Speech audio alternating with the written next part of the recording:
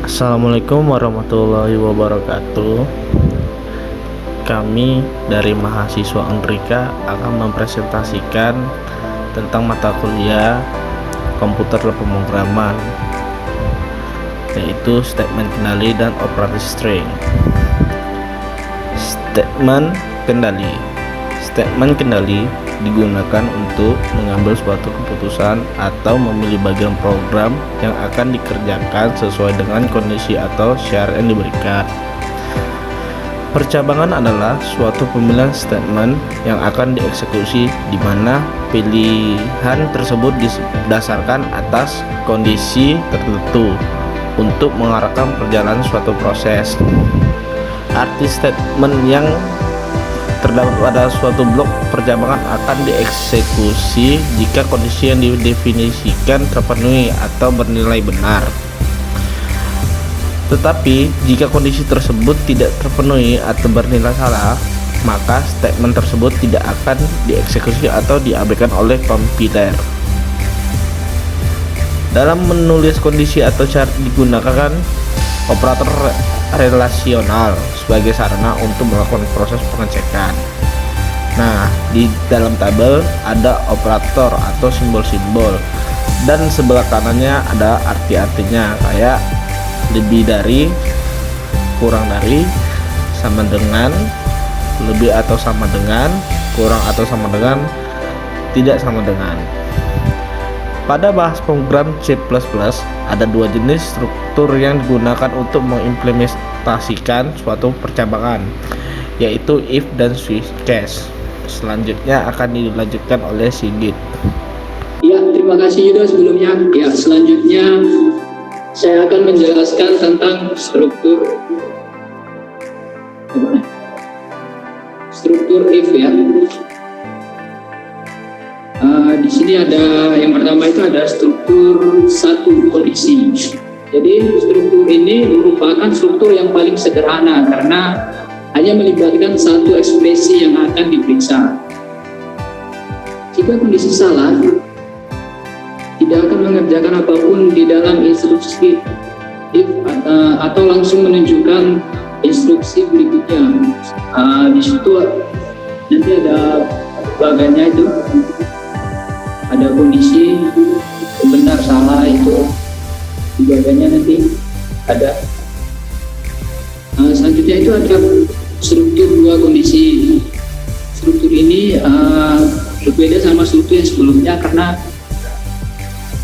setelah teman-teman lihat di belakangnya itu ya sampai di situ saja struktur kondisi satunya itu. Selanjutnya struktur dua kondisi akan dijelaskan oleh Mas Firman. Ya, Mas Firman. Halo Mas Firman. Ya, sepertinya Mas Firman ada gangguan jaringan ya di sana ya.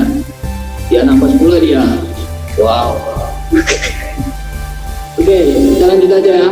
Selanjutnya ada struktur dua kondisi. Jadi struktur percabangan jenis ini sedikit lebih kompleks bila dibandingkan dengan struktur yang sebelumnya yang hanya memiliki satu kondisi ya.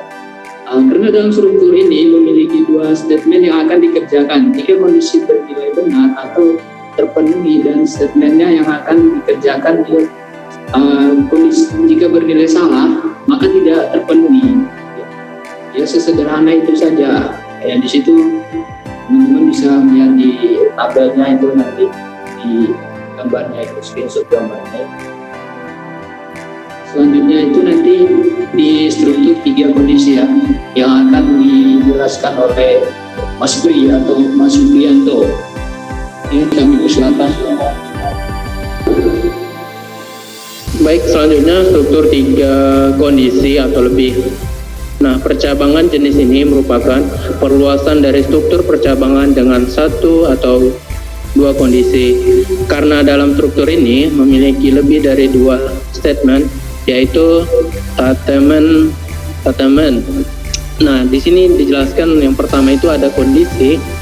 Kondisi itu bisa ke pernyataan satu, baru dari pernyataan satu ke pernyataan satunya lagi. Nah, yang warna biru itu adalah pernyataan salah, dan yang warna hijau adalah pernyataan benar.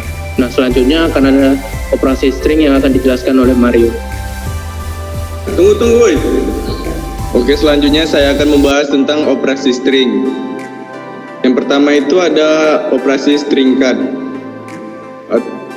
Operasi string cut ini digunakan untuk menambahkan string sumber ke bagian akhir dari string tujuan. File header yang harus disertakan adalah string.h dan ctype.h. Adapun contoh pemrograman dari string cat ini, tolong Mas Yuda ditampilkan contoh dari pemrograman string cat. Nah, di situ telah ditampilkan contoh dari pemrograman string cat. Kemudian ada string compression atau biasa disebut dengan atau bisa disingkat. Nah, di sini saya akan membahas tentang operasi string. Yang pertama itu ada operasi string cut atau biasa disingkat dengan strcat. String cut ini digunakan untuk menambah string sumber ke bagian akhir dari string tujuan. File header yang harus disertakan adalah string.h dan ctype.h. Adapun contoh dari pemrograman string cat berikut ini. Nah, berikut ini adalah contoh pemrograman dari string cat. Bisa kita lihat. Nah, kemudian ada lagi operasi string compression atau biasa disingkat dengan strcmp. Nah, fungsi dari string compression ini digunakan untuk membandingkan string pertama dengan string kedua. Hasil dari fungsi bertipe data integer atau int, file header yang harus disertakan adalah string.h. Nah, berikut ini contoh dari pemrograman dari string compression. Bisa dilihat contoh pemrograman dari string compression.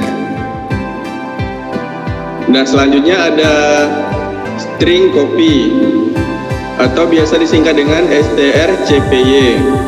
Nah, fungsi string copy ini digunakan untuk menyalin string asal ke variabel string tujuan.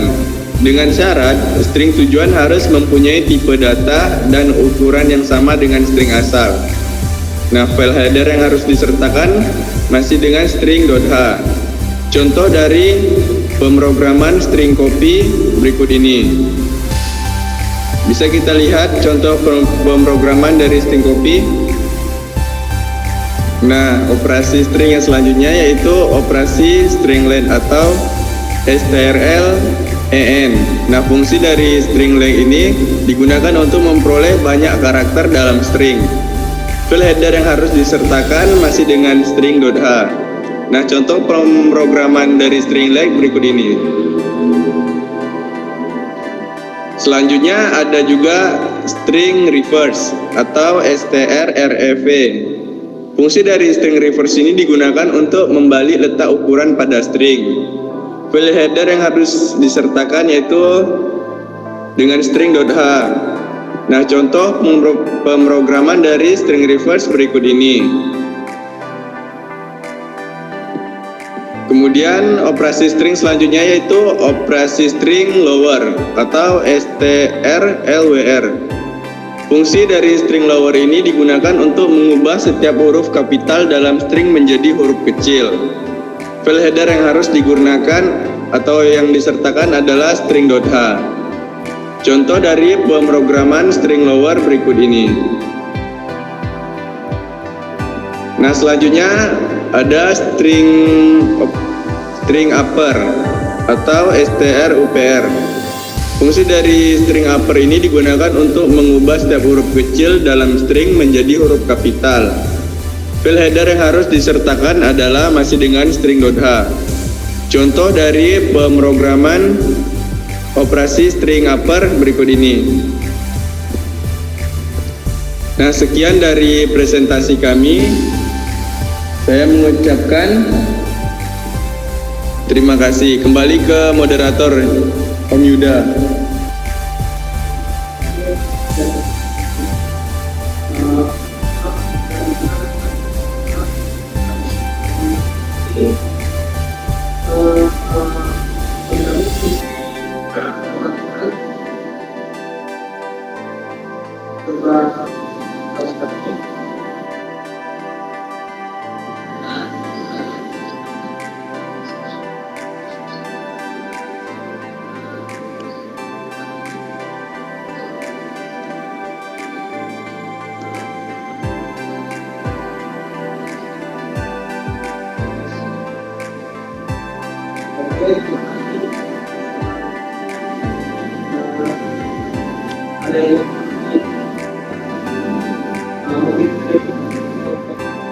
Nah, di sini saya akan menjawab pertanyaan dari Firmansyah, kegunaan dari statement kendali dan operasi string.